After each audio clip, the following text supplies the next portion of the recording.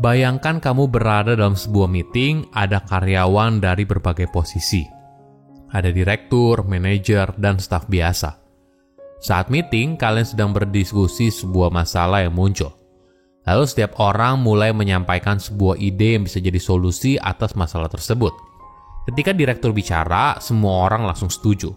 Padahal sebenarnya di dalam hati kecilmu, kamu merasa kalau itu merupakan ide yang buruk. Tapi tidak ada yang berani menyampaikan masukan itu. Meeting pun selesai dan ide dari si direktur lalu dijalankan. Beberapa bulan kemudian, masalah yang sama justru tidak hilang. Malah makin parah dan semakin merugikan perusahaan. Apakah situasi ini familiar? Apakah ada cara yang lebih baik?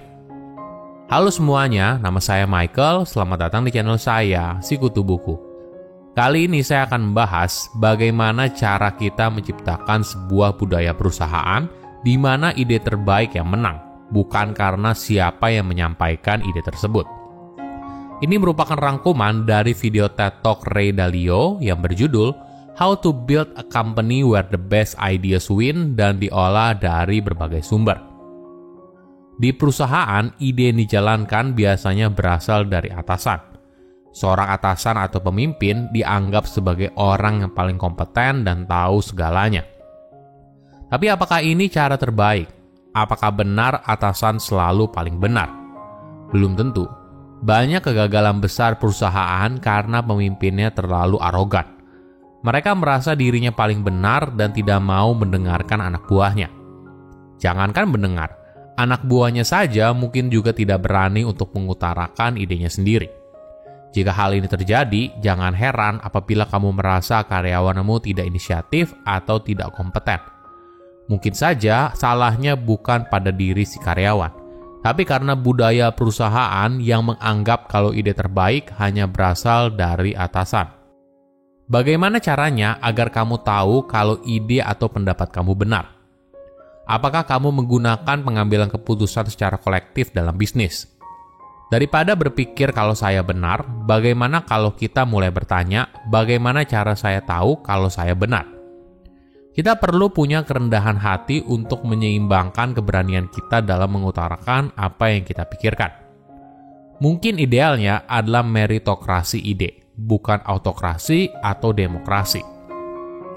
Di dalam autokrasi, satu orang memegang kendali penuh. Dalam sistem ini, keputusan diambil oleh seorang pemimpin dan orang lain diharapkan untuk mengikuti tanpa terlalu banyak penolakan atau masukan. Sistem ini mungkin seringkali kita temui dalam sebuah perusahaan, di mana mungkin saja hampir semua keputusan harus perlu persetujuan dari atasan tertinggi. Dalam hal ini, mungkin direktur utama. Tapi apakah cara ini efektif? Apakah orang ini punya waktu yang cukup untuk berpikir semua keputusan dengan baik? Di sistem lainnya adalah demokrasi, di mana kekuasaan tidak berpusat di satu orang tapi sifatnya konsensus. Dalam demokrasi, pendapat semua orang punya kuasa yang sama dan pengambilan keputusan dilakukan dengan metode voting atau konsensus. Kita mungkin banyak melihat sistem ini dalam pemerintahan. Tapi apakah cara ini efektif? Apakah mayoritas selalu benar? Selain itu, bisa saja cara ini justru sangat tidak efisien dalam hal waktu. Ada begitu banyak diskusi yang harus dilakukan hingga akhirnya berhasil meyakinkan mayoritas orang untuk membuat pilihan tersebut. Yang terakhir adalah ide berdasarkan meritokrasi. Ini adalah sistem di mana sebuah keputusan tidak diambil oleh satu orang atau secara konsensus, tapi diambil berdasarkan ide siapa yang paling terbaik, tidak peduli disampaikan oleh siapa. Mungkin hal ini terdengar utopia, tapi bisa diwujudkan asalkan kita tahu caranya bagaimana. Kenapa sebuah perusahaan perlu menerapkan idea meritokrasi? Karena hal ini untuk memastikan kalau kamu tidak kehilangan peluang untuk tumbuh. Perlu disadari, ide terbaik tidak selalu berasal dari atasan. Ide bisa saja muncul dari mana saja. Mungkin saja bisa berasal dari karyawan dengan posisi terendah. Mereka mungkin saja memberikan perspektif yang selama ini luput dilihat oleh atasan. Karena itu yang mereka kerjakan sehari-hari. Misalnya, seorang karyawan yang bekerja di bagian layanan konsumen mungkin melihat dengan menambahkan fitur atau informasi tertentu di website, maka hal ini akan meningkatkan pengalaman konsumen ketika berinteraksi dengan perusahaan. para karyawan tersebut boleh dibilang orang paling dekat dengan konsumen dan punya kesempatan untuk memahami konsumen dengan lebih baik. Jadi, ketika mereka semua diberikan kesempatan untuk bicara dan mengutarakan pendapatnya, maka mungkin saja ini bisa jadi ide terbaik. Apakah kamu pernah dengar istilah culture eats strategy for lunch? Artinya, tidak peduli seberapa hebat strategi bisnismu, pada akhirnya budaya organisasi punya dampak yang paling besar dalam menentukan sukses atau gagalnya strategi tersebut. Budaya organisasi merujuk pada nilai-nilai dan perilaku yang membentuk sebuah organisasi. Budaya organisasi mempengaruhi cara seorang berinteraksi, membuat keputusan, dan bekerja bersama untuk mencapai sebuah tujuan. Menariknya, sebuah budaya kerja yang baik tidak hanya dibentuk oleh politik kantor atau siapa pemimpinnya, tapi dari sebuah ide yang besar. Bagaimana setiap orang di dalam sebuah perusahaan diberikan kesempatan untuk menyampaikan ide dan dihargai. Menariknya, perusahaan besar sadar kalau fungsi seorang pemimpin bukanlah untuk menjadi orang yang selalu benar, tapi bagaimana dia bisa menghasilkan sebuah kemenangan. Karena mungkin saja menjadi benar dan menang itu adalah dua hal yang berbeda. Ada kalanya kamu mungkin salah dalam hal kecil, menerima hal tersebut, lalu pada akhirnya mampu menghasilkan kemenangan yang besar. Ada beberapa tips yang bisa kamu coba apabila kamu ingin menciptakan budaya idea meritokrasi. Pertama, dengarkan siapa saja, tidak peduli apa jabatannya.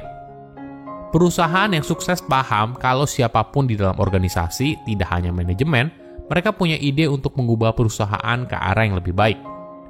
Di dalam meeting, setiap orang diberikan kesempatan untuk bicara. Bukan hanya bicara, tapi yang lain juga mendengarkan. Namun perlu diingat, tidak semua orang mungkin nyaman bicara di depan forum. Mungkin saja mereka lebih nyaman bicara dalam lingkungan yang privat. Kedua, kegagalan jangan dianggap sebagai sesuatu yang tabu.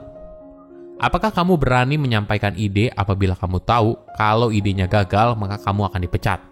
Tentu saja tidak, kan? Budaya perusahaan yang baik tahu bagaimana cara meminimalisir resiko dari sebuah ide inovatif. Mereka sadar kalau ide itu tidak mungkin 100% akan berhasil. Ketika gagal, poin utamanya bukan mencari siapa yang salah, tapi bagaimana hal ini menjadi pengalaman yang berharga untuk menjadi lebih baik di masa depan. Ketiga, penghargaan atas inovasi. Ide yang baik harus dihargai, diakui, dan kalau perlu mendapatkan insentif. Hal ini penting untuk menunjukkan gestur kepada semua karyawan kalau kontribusi mereka dihargai. Mereka merupakan bagian penting dari perusahaan. Libatkan mereka bukan hanya saat mereka menyampaikan ide tersebut, tapi saat perencanaan hingga eksekusi. Ini merupakan perasaan yang luar biasa bagi karyawan ketika ide mereka ternyata bisa jadi kenyataan.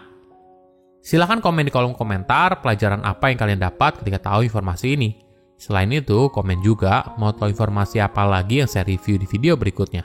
Saya undur diri, jangan lupa subscribe channel YouTube Sikutu Buku. Bye-bye.